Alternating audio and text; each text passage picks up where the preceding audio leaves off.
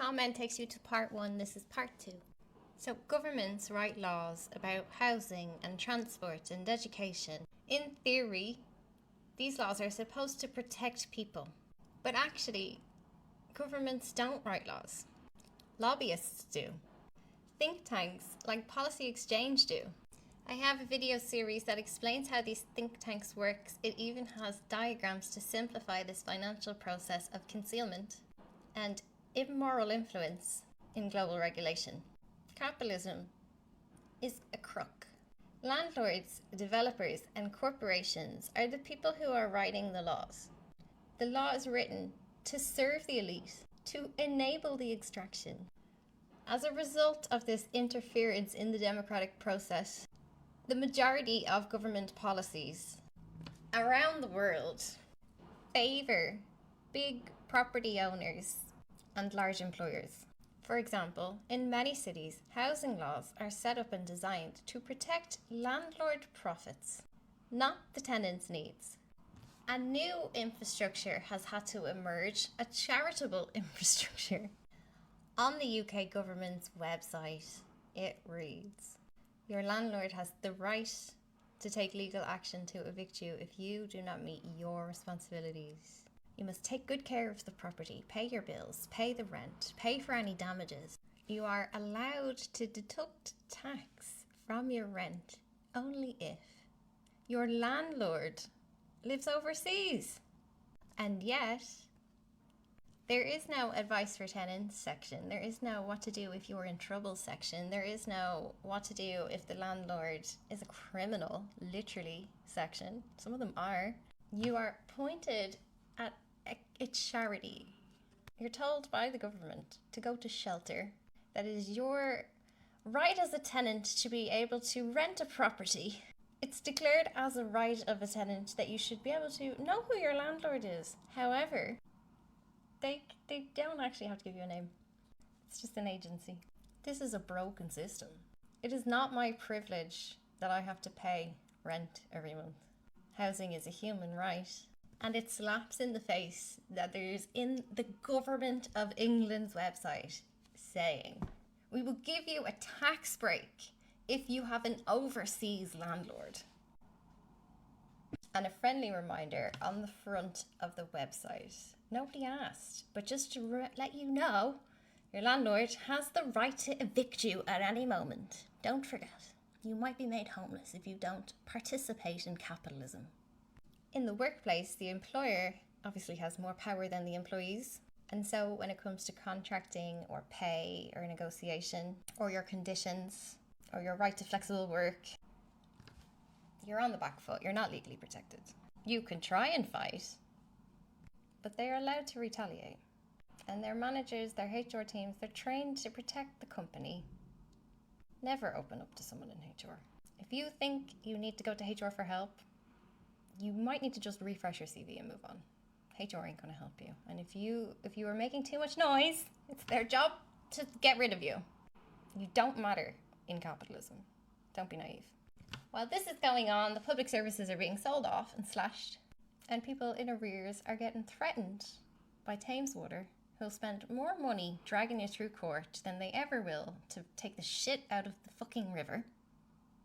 And people are pushed further and further into dependency on companies who are increasingly moving to service rental models.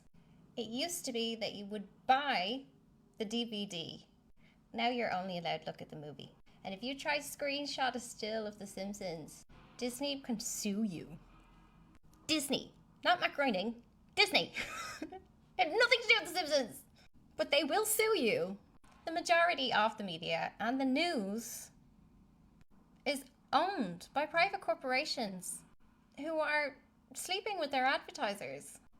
They are enshrined to uphold the oligarch.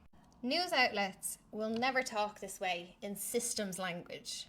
You will notice that stories focus on bad actors, rogue politician, the one corrupt company. Over the last few days, I've started to speak about Coca-Cola. Coca-Cola is just a shining bright red example of a systemic problem with the extraction from Sudan. But if this catches wind and more people start to complain about what Coca-Cola does with Sudan, Coca-Cola will be scapegoated and expected to absorb the shock of discovery, so that everybody blames Coca-Cola for something that they do, Pepsi do, Nestle do, and is supported by the American government. That's why I say that boycotting Coca-Cola doesn't really work. It's more about demanding alternatives to capitalism. I like a carbonated beverage.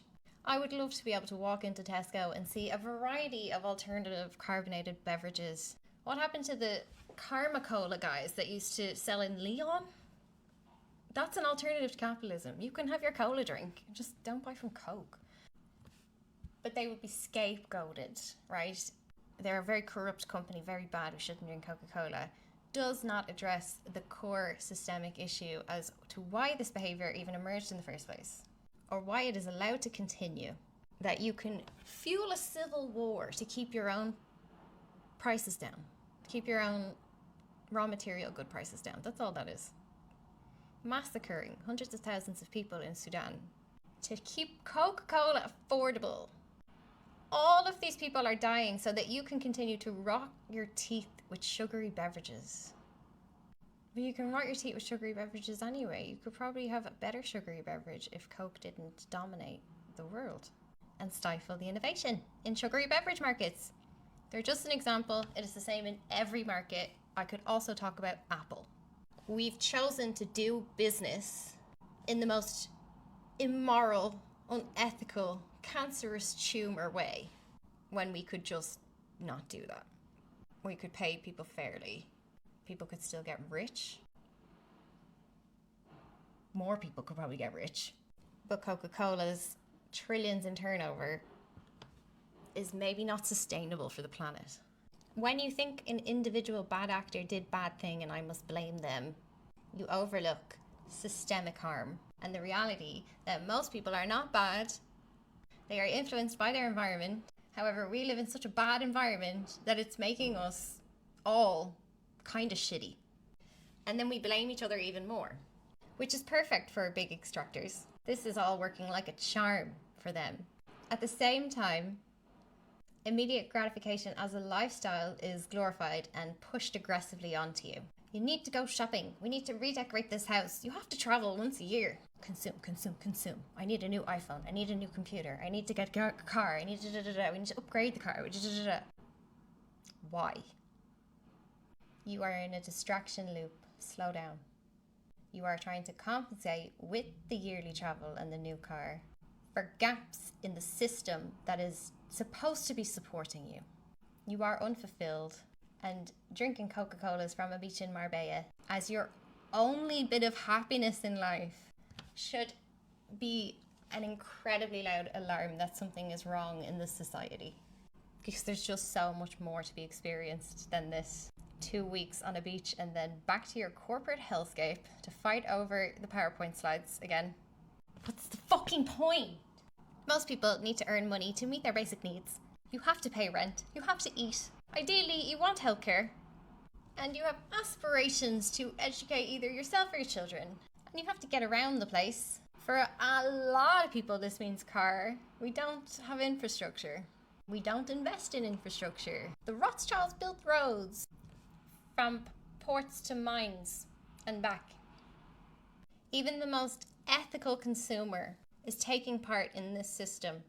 The majority of things around you is either made or distributed by a few of these large predatory corporations. Even so-called green products use the same distribution chains. They might even come from the same factories. It's just rebranded. So trying to shop your way out of this problem is not going to work. This system is not built on personal choice. It's building your personal choices. You just don't know any different. You think the new car and the 2 weeks in Marbella means satisfaction because that's what you've been told that it is. That's what your parents did.